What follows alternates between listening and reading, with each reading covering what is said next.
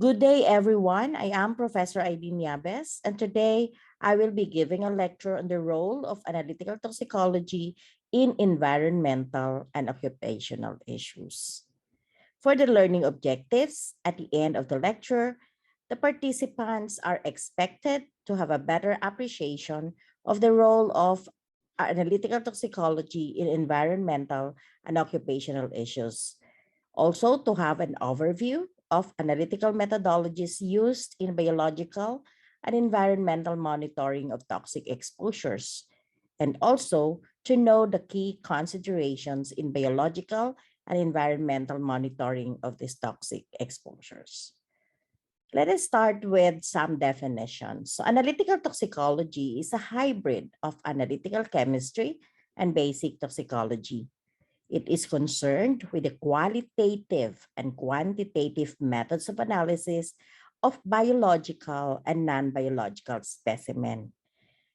It deals with methodology for isolation, detection, identification, and quantification of toxic substances or poison. Environmental toxicology is concerned with the study of chemicals that contaminate food, water, soil, or the atmosphere, as well as toxic substances that enter bodies of waters such as lakes, streams, rivers, and oceans.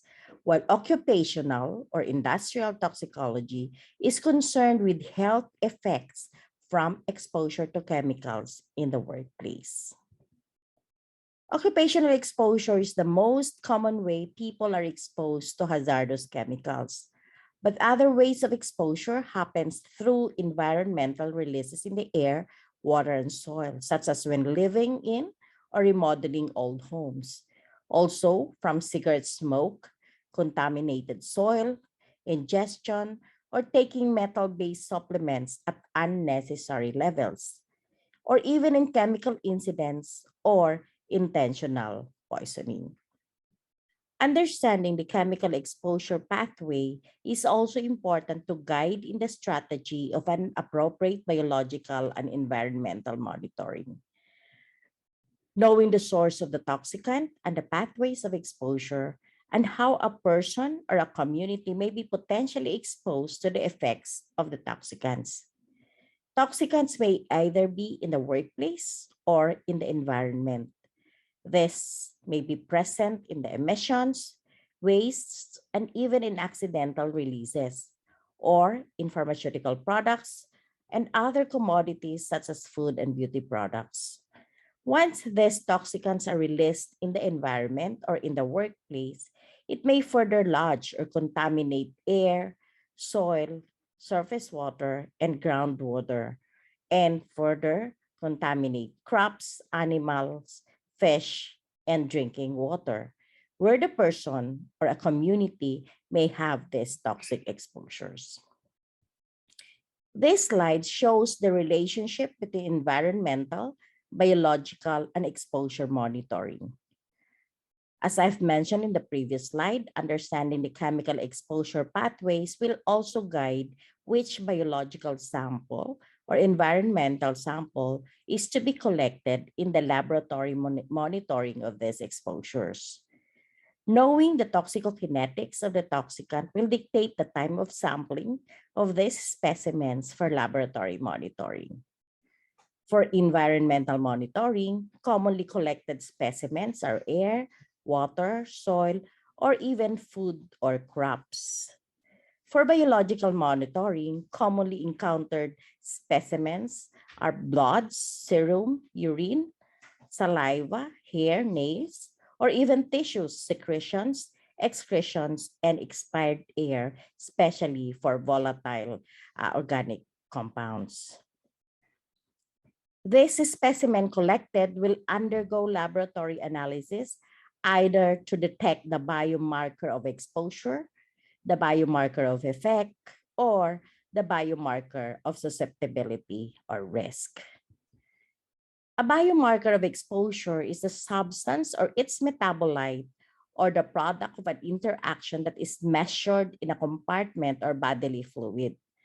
Biomarkers of exposure identify and measure chemical residues in tissue or body fluids, metabolites of synabiotic compounds, or physiological outcomes that occur as a result of exposure.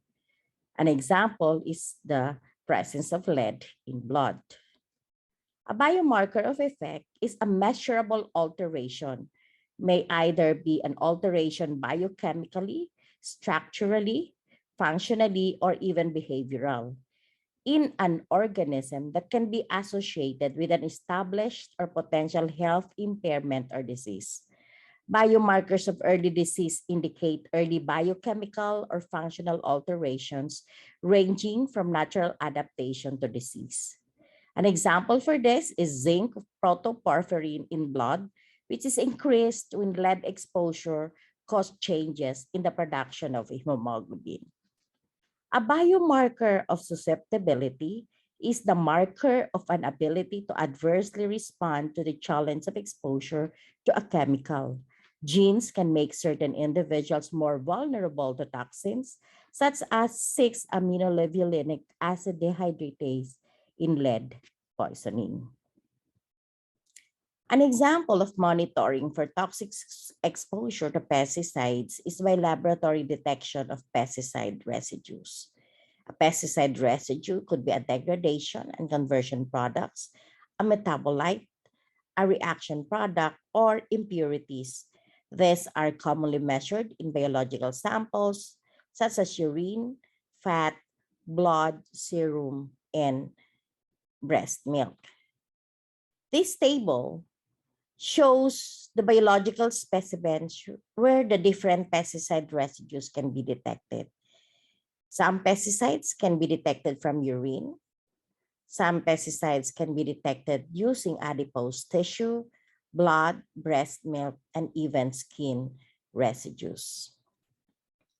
This is another table showing the biological specimen where the different pesticide residues can be detected, and the analytical systems or analytical methodologies that can be employed, ranging from high pressure liquid chromatography to UPLC, and even the use of hyphenated chromatography such as GCMS, MS.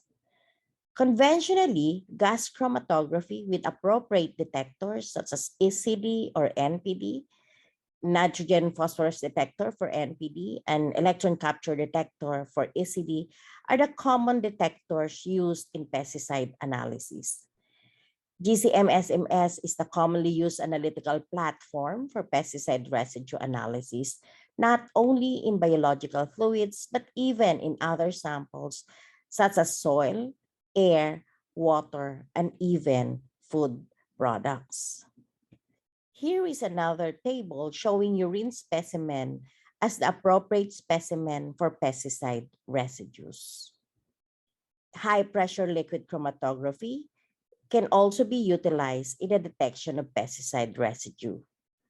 Here is an HPLC method used to detect ethylene thiourea, a degradation product of ethylene-based dithiocarbamates. This method was used in health assessment study among banana plantation workers.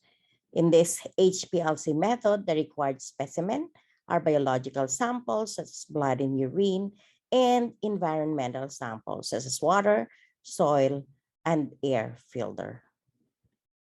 In the recent years, LCMS-MS or liquid chromatography tandem mass spectrometry is gaining popularity in the analysis of pesticide residues because of its features of being simultaneous and multi-analyte. In this LCMS-MS technique, it only requires 100 microliters of serum utilizing LCMS-MS and it simultaneously analyzed 379 pesticides. So it's a multi-analyte technique with a limit of quantitation or sensitivity of 10 nanogram per ml. In this slide shows a biomarker of effect of a pesticide, specifically for exposure from organophosphates. cholinesterase is used in occupational monitoring as well as health assessment studies as a monitoring tool or biomarker of effect of organophosphate exposure. This method utilizes an enzymatic potentiometric type of analysis. It requires freshly collected 3 ml heparinized blood, and the specimen must be transported in ice to the laboratory. This test is available at the Department of Pharmacology and Toxicology here in UP Manila. Pesticide residues can also be analyzed in food to assess the exposure. In this study, food products and blood specimen from mother and children were analyzed to determine potential exposures to environmental contaminants. It utilizes GCMS and LCMSMS analytical methods to detect these toxicants, and results showed that organochlorine pesticides, PCBs, PFAS, and heavy metals, as well as urinary levels of phthalate metabolites, phenolic compounds, and organophosphate pesticide metabolites are detected. Concentrations of persistent organic pollutants of mothers can also be determined and can be correlated in cord blood.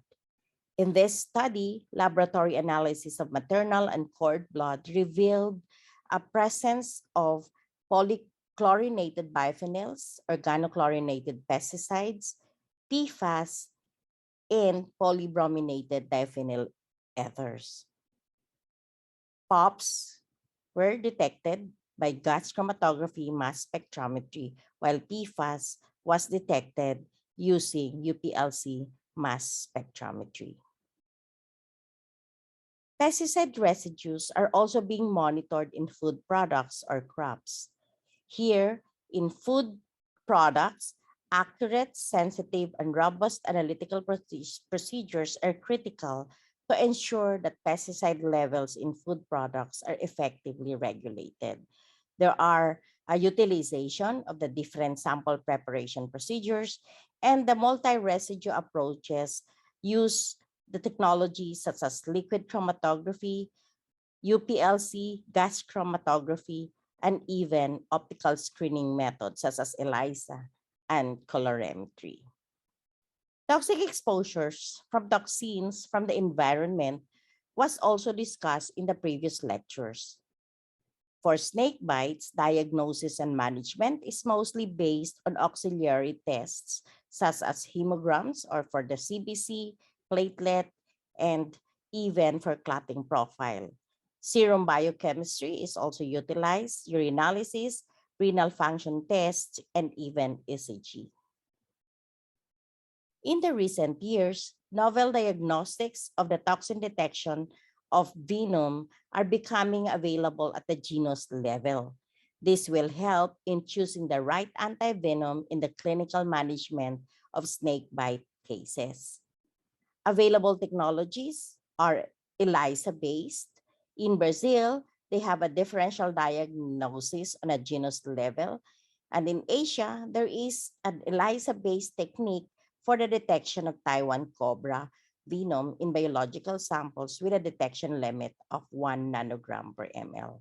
Immunochromatographic strip is also available for Taiwan cobra. There are also test kits that utilizes lateral flow assays, impedimetric immunoassays, infrared imaging, and even PCR or polymerase chain reaction-based methods. Advances in the identification of venom is also available nowadays.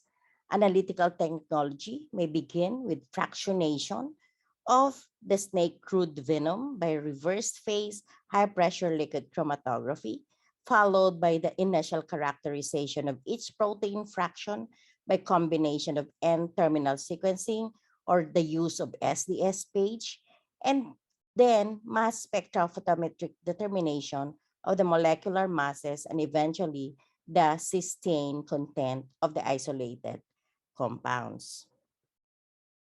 Mycotoxin is another natural toxin present in the environment or even in workplaces such as in food industry. and the presence of mycotoxins in food is a serious health and economic issue. Common mycotoxins in food are aflatoxins, generally known, trichothecene or the T2H2, deoxynivalenol or the DON, patchoulin, and ochratoxin. There are screening techniques available, such as thin layer chromatography, ELISA, lateral flow devices, dipsticks, fluorescence polarization immunoassays, and biosensor assays. This table shows the different food items analyzed for mycotoxins and the analytical methodology employed, ranging from HPLC to UHPLC and liquid chromatography tandem mass spectrometry.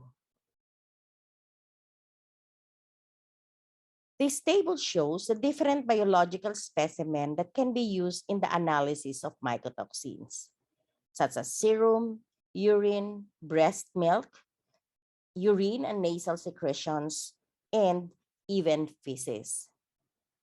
Similar with food monitoring, analytical technology for mycotoxin analysis ranges from HPLC to liquid tandem mass spectrometry. This slide shows the trends in the analytical techniques employed in mycotoxin analysis. In the past, ELISA-based platforms are the technology employed. But in recent years, the use of liquid chromatography tandem mass spectrometry is gaining popularity because of its features of simultaneous multi-analyte approach in analysis. Marine toxin is another natural toxin present in the environment or in marine products such as fish and shellfish. Economic impact of harmful algal blooms on seafood production, public health, tourism, and costs related to monitoring and detection is common. Conventional techniques in the laboratory detection of marine toxins ranges from biological methods such as the use of mouse bioassay, cell-based assays, and receptor-based assays to biochemical methods such as ELISA, lateral flow devices, and biosensor methods. And also chemical methods such as the use of high-pressure liquid chromatography with UV as detector or fluorescence detector, and the use of LC tandem mass spectrometry. Diagnosis of marine toxin exposure and clinical management are mostly based on signs and symptoms, and a history of seafood or shellfish consumption, or a history of shell collection, swimming or wading in the sea, diving, or aquarium maintenance. However, confirmation is often made through the identification of the toxin.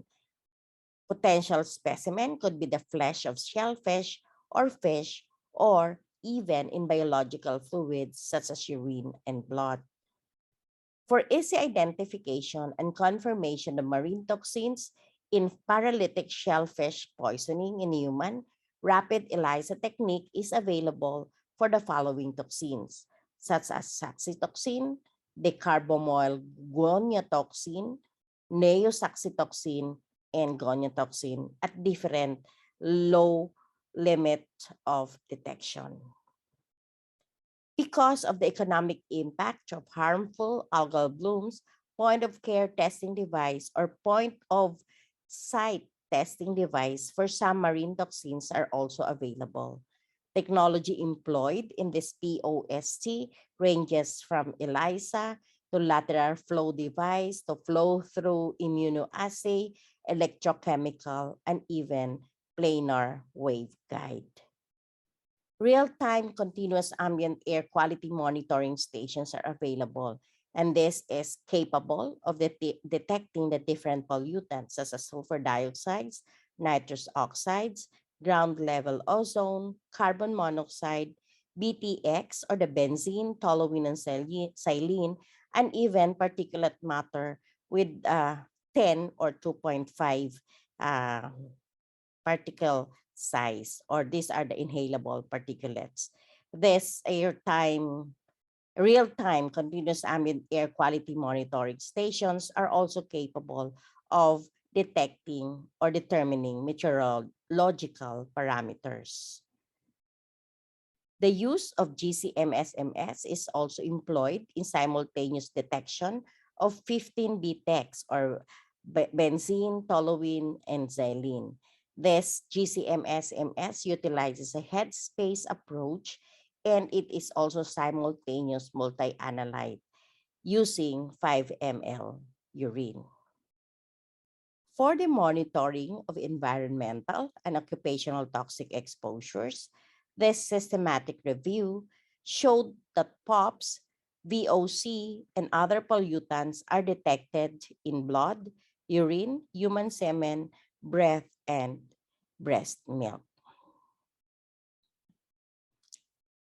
A study on toxic exposure from semicon industry in Korea showed that there were 210 chemical products and 135 chemical constituents were used. 33% contained at least one trade secret ingredient. In this study, several carcinogens, including sulfuric acid, chromic acid, ethylene oxide, crystalline silica, potassium dichromate, and formaldehyde were also used. Many products contain significant amounts of carcinogenic, mutagenic, and reproductive toxicant materials. This study, however, is based on monitoring the chemical use and utilizing safety data sheets available in the semicon industry. Research on the status of many chemicals used in the semicon industry is needed. Laboratory monitoring of toxic exposures in beauty industry is also available. There were 12 toxic chemicals and contaminants identified in cosmetics. These are formaldehyde, paraformaldehyde, methylene glycol, quaternarium 15, mercury, and parabens, PFAS, and even phenyldiamine used in hair dyes, which irritate and sensitize the skin, damage the DNA, and can cause cancers. Heavy metals were also detected in these cosmetic products in the different brands of lotions, foundations, whitening creams, lipsticks, hair dyes, and sunblock creams. 5 heavy metals were detected by atomic absorption spectrophotometer, and these are cadmium, chromium, iron, nickel, and plumbum or lead. EDCs, or endocrine disrupting compounds in environmental matrices, are also being monitored. Analytical technology employed in the detection of these EDs range from HPLC to LCMSMS, GCMSMS, and even QTOF.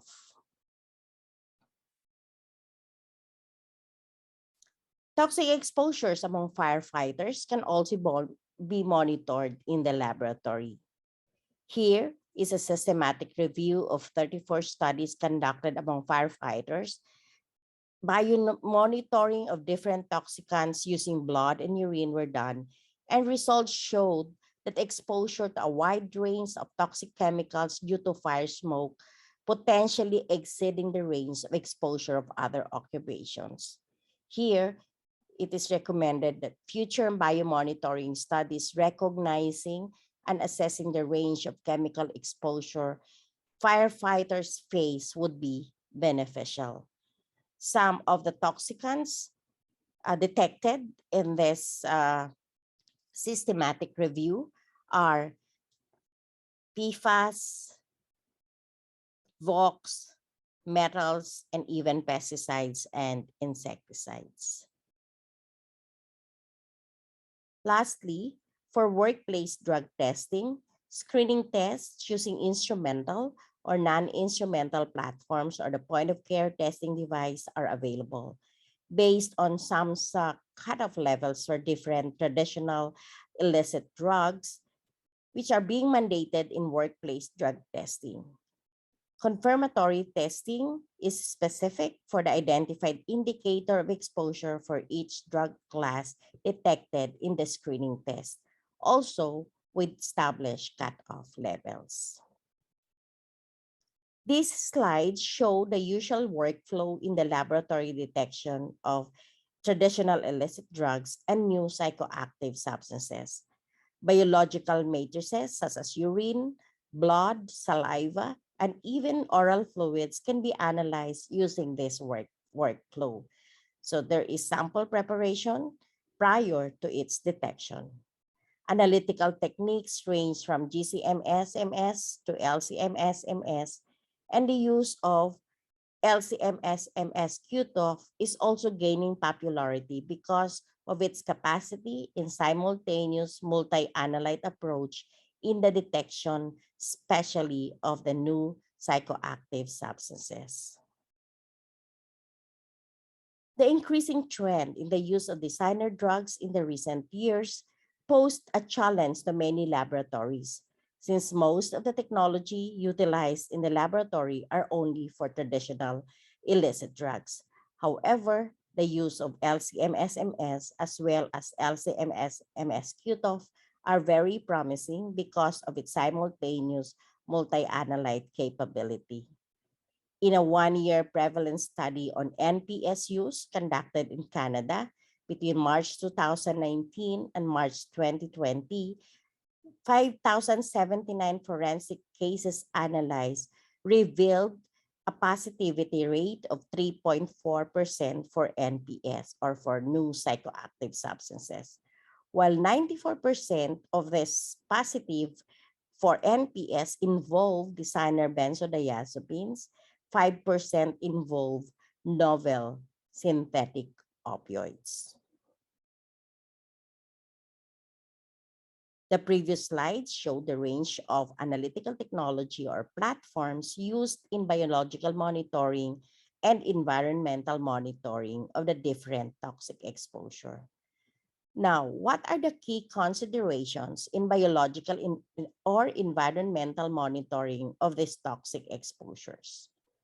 First, identify the most appropriate biomarker or the indicator of exposure to be detected. Either biomarker of exposure, biomarker of effect, or biomarker of susceptibility.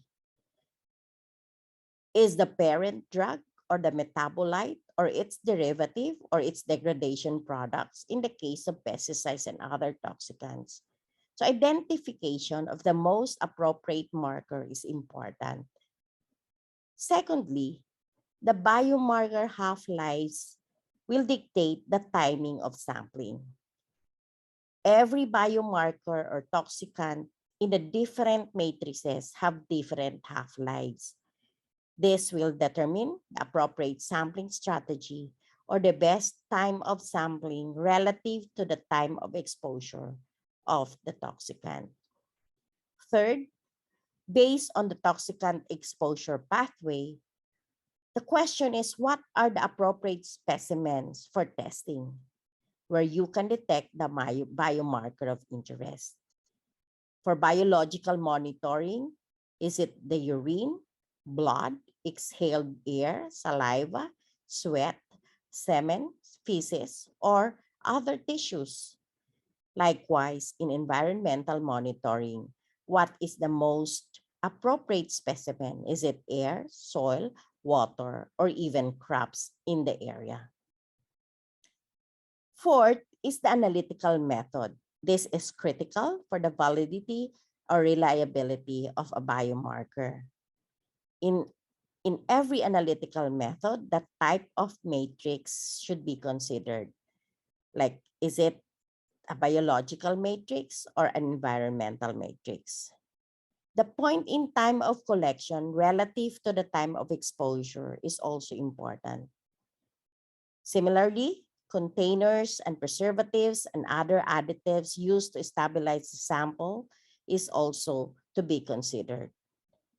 Storage temperature and transport time is also important because this will affect the stability of the biomarker. And of course, adequate reference material where you will be comparing the concentration range, and it is usually matrix specific. The overall performance characteristics of the method, such as accuracy, precision, sensitivity, specificity, is critical for the validity and reliability of the biomarker being detected. Lastly, is in the interpretation of results. The biomarker concentration must be compared to appropriate reference values, but be aware of all the uncertainty of the results of or uncertainty of the laboratory results and how the reference is defined. There are set values or guidelines or acceptable limits for these toxicants, such as the biological limit values or the BLV, the biological exposure indices, and even occupational exposure limits. To end this lecture, I hope that you have a better appreciation now of the significant role of analytical toxicology in environmental and occupational issues. Analytical toxicology is important in environmental monitoring of the toxicants or chemicals present in the environment using non-biological samples. Analytical toxicology is important in biological monitoring of toxic exposures from the environment as well as in workplaces. Human biomonitoring plays a key role in occupational risk assessment. It complements workplace air monitoring. It can be used as a part of a medical health surveillance, and it can be used to perform or validate risk assessment when other approaches are unavailable or inadequate. Ultimately, analytical toxicology aids in early diagnosis, treatment, prognosis, and prevention of poisoning, leading to prompt clinical management and treatment, thereby reducing the risk of mortality and morbidity of poisoning related cases. Let me end this lecture with three questions. Are these analytical techniques currently available in Philippines? Yes. These techniques, ranging from spectrophotometry to liquid chromatography, gas chromatography, even tandem mass spectrometry like LCMSMS, GCMSMS, and even ICP-MSMS, are available, mostly located in research institutes and academic institutions.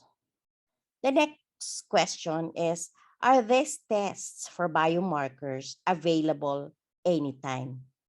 Unfortunately, these are not available anytime. However, if you plan to have biomonitoring or environmental monitoring, a collaboration with a research institute or academic institution could be an option. It is possible that this technology or this laboratory methods for these biomarkers can be developed and validated in these facilities. Last question is that are there biomonitoring and environmental monitoring of this toxic exposure in our workers or in selected population? I hope we can answer this during the open forum. Thank you for listening.